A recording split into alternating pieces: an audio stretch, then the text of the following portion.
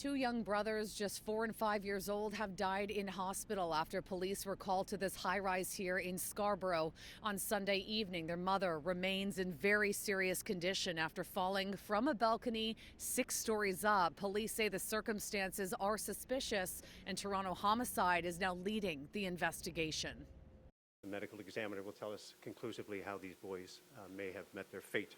Homicide detectives are now waiting for autopsy results after the two little brothers were found non-responsive in their home here in the Kennedy and Ellesmere area. When they got to that unit, the actual unit was secured, so officers had to force entry into the unit. We don't know how the two boys have passed yet because we don't know what caused their death. I can tell you that when we went inside, there were clearly vital signs absent, but there was also not a lot or any visible trauma to their bodies.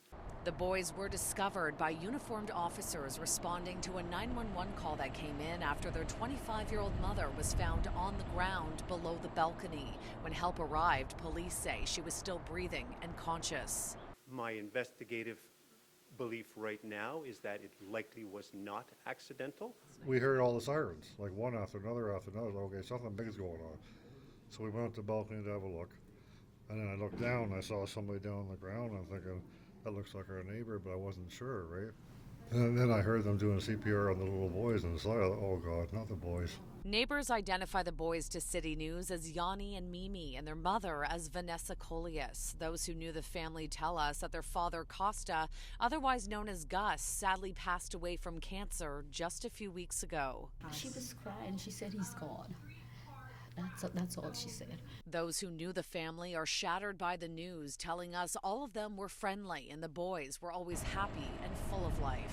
I see them every day. Whatever I'm doing, busy, whatever, but I always stop and wave at them because you can't ignore these kids. They're adorable.